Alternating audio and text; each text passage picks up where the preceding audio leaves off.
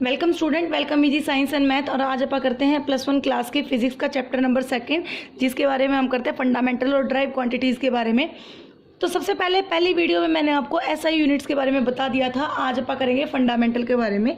अगर मैं सीधे तरीके से बात करूँ तो फंडामेंटल जो होती हैं क्वांटिटीज़ वो इंडिपेंडेंट होती हैं ऑन ईच अदर।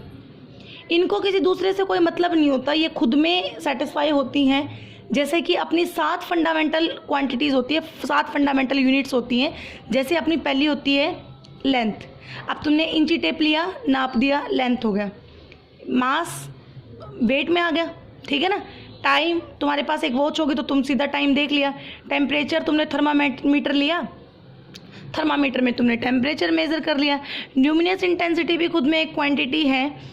करंट आपको पता ही होगा। और अमाउंट ऑफ सब्सटेंस, कि कितना अमाउंट है सब्सटेंस का।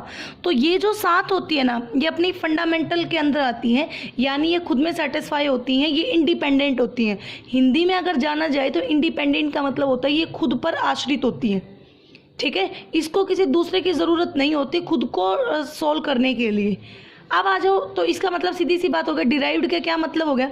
डिराइव्ड का मतलब ये हो गया कि ये जो होती है ना डिराइव्ड, ये होती हैं डिपेंडेंट। डिपेंडेंट देखो, जैसे ये मैंने आपको बता रखा है डिपेंडेंट का मतलब होता है डिराइव यूनिट को निकालने के लिए हमें कहीं ना कहीं फंडामेंटल यूनिट्स की ज़रूरत होती है ना। डिराइव को निकालने के लिए फंडामेंटल की ज़रूरत होगी। तो सीधी सी बात है, डिराइव्ड किसके ऊपर बेस होगी? फंडामेंटल के ऊपर। और फंडामेंटल के ऊपर बेस होगी तो इसको हम क्या कहेंगे? ये डिपेंडेंट्स होती हैं। जैसे कि जब आपको एरिया निकालना हो, एरिया का फॉर्मूला अपना क्या होता है? LENGTH, लेंथ इंटू में ब्रेथ। आप लिख देना लेंथ इंटू ब्रेथ। तो आप एक बात, तो ये किसके ऊपर हुई? लेंथ के ऊपर। अगर माने तो हमारा जब हम रखेंगे तो आपको पता है हम ब्रेथ को भी LE लिख देते हैं। तो ये क्या हो गया? एक तरह का लेंथ हो गया। और लेंथ किसके? फंडामेंटल्स के ऊपर ही डिपेंड हो गया। एरिया हम कब तक नहीं निकाल सकते? जब तक हमारे पास क्या नहीं हो? लेंथ नहीं हो। और लेंथ किसके अंदर आता है? फंडामेंटल क्वांटिटीज़ के अंदर आता है, यूनिट के अंदर आता है। तो हमें ज़रूरत पड़ी ना फंडामेंटल की।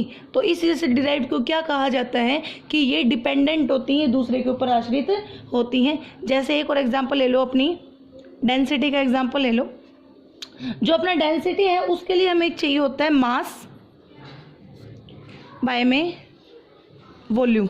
मास बाय में वॉल्यूम, यानी कि जब तक हमारे पास मास नहीं होगा तो हमारी नहीं निकल सकती, या हमारे पास जब तक वॉल्यूम नहीं होगा हमारी डेंसिटी नहीं निकल सकती, है ना। तो डेंसिटी एक डिराइव क्वांटिटीज़ निकालने के लिए हमें किसके ऊपर डिपेंड होना पड़ा? हमें मास भी चाहिए होगा, हमें वॉल्यूम भी चाहिए होगा। तो इस वजह से इसको किसका नाम दिया गया है? इनको डिपेंडेंट का नाम दिया गया है।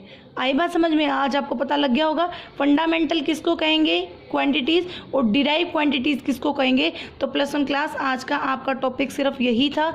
आप नेक्स्ट आगे ही ऐसे +1 क्लास के स्टेप वाइज स्टेप, यानी टॉपिक वाइज टॉपिक चीज़ों को नोट्स बनाने के लिए, समझने के लिए चैनल को सब्सक्राइब करें, लाइक ज़रूर करें और शेयर भी करें, ताकि जिनको भी फिज़िक्स में प्रॉब्लम है या जिनको भी फिज़िक्स बहुत बड़ा हुआ लगता है, तो जब हम उसको स्टेप बाय स्टेप करेंगे तो क्यों नहीं समझ आएगी, है ना।